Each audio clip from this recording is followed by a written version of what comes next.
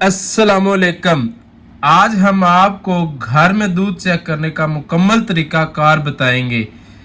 आज से आप भी अपने घर में अपने दूध को चेक कर सकेंगे कि हमारे दूध में मिलावट है या नहीं। दूध को चेक करने के लिए आपके पास दो चीज़ों का होना ज़रूरी है। सबसे पहले ये इलेक्ट्रोमीटर और उसके बाद है ये टेम्परेचर। ये टेम्परेचर का साथ होना बहुत ज़रूरी है। पहले जो लोग आपको बताते हैं वो जस्ट आपको इलेक्ट्रोमीटर बता देते हैं कि इलेक्ट्रोमीटर के ज़रिए आप रीडिंग करें। अभी हम आपको टेम्परेचर का ज़रूरी होना बताते हैं कि टेम्परेचर क्यों ज़रूरी है। देखिए, ये हमारे पास एक दूध है। इस दूध को आप पहले हम चेक करते हैं कि दूध का टेम्परेचर कितना है। दूध बिल्कुल ठंडा है, टेम्परेचर अभी और नीचे जा रहा है। ये टेम्परेचर 5 है जी। अभी 5 टेम्परेचर का दूध हम इस सिलेंडर में डालेंगे। इस सिलेंडर का होना ज़रूरी नहीं है, आप अपने घर में भी किसी बड़े गिलास में जिसमें ये इलेक्ट्रोमीटर डिप हो जाए उसमें सुकून से इसकी रीडिंग चेक कर सकते। अभी हमने इसमें डाला है ठंडा दूध।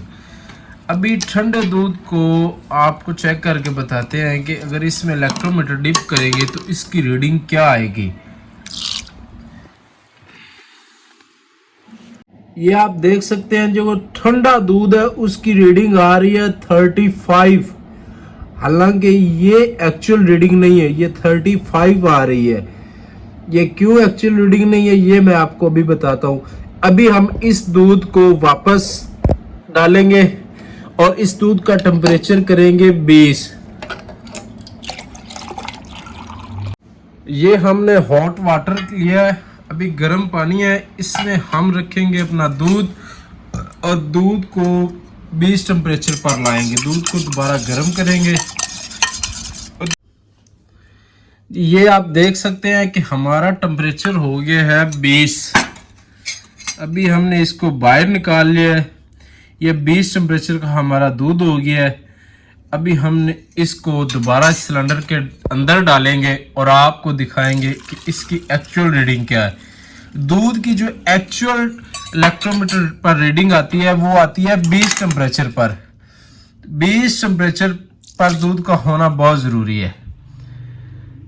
ये जो इलेक्ट्रोमीटर है ये 500 रुपये का मिलता है और ये मार्केट से आपको 300 रुपये का मिल जाएगा। ये 800 का सामान है, ये लाइफ टाइम ही चलेगा, इसको बस ध्यान से रखना है। ये है जी 20 टेम्परेचर पर हमारे दूध की एक्चुअल रीडिंग, यानी कि ये 30 आ रही है।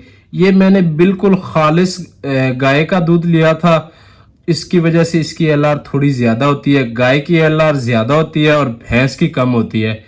लेकिन अगर 24, 25, 26, 27 तक 24 से लेकर 27, 28 तक आपके दूध की रीडिंग आ रही है तो आपका दूध बिल्कुल ठीक होगा। अभी आप लोगों के ज़हन में एक सवाल आ रहा होगा कि अगर दूध का टेम्परेचर 20 से ज़्यादा हो तो फिर क्या करें। अभी हम गर्म पानी में रखकर वो भी चेक कर लेते हैं। दूध को हम वापस उसी बर्तन में डालेंगे।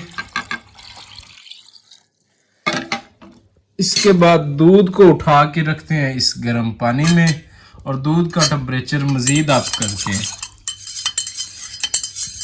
ये टेम्परेचर इसीलिए ज़रूरी है कि बाज़ औक़ात अगर आप खाली इलेक्ट्रोमीटर लेके उस जगह पर चले जाएं जहाँ पर गाय और भैंस का फ्रेश दूध निकाला जा रहा है और आप वो फ्रेश दूध निकलते ही उसको सिलेंडर में डालें और उसकी रीडिंग करके आप उसको कहें कि यार ये तो खालिस ही नहीं है।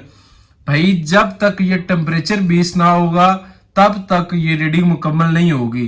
फ्रेश दूध चाहे गाय का हो या भैंस का हो, जब तक उसकी झाग खत्म ना हो जाए तब तक आप उसकी रीडिंग चेक नहीं कर सकते। उसकी झाग खत्म होने के बाद उसका आपने टेम्परेचर करना है।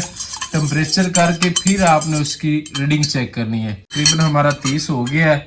अभी हम इसको दोबारा सिलेंडर में डालेंगे और अभी हम आपको दिखाते हैं कि इस इलेक्ट्रोमीटर से आप गर्म दूध की रीडिंग क्या आती है। ये इलेक्ट्रोमीटर जब तक साकन ना हो जाए तब तक आपने रीडिंग नहीं पढ़नी।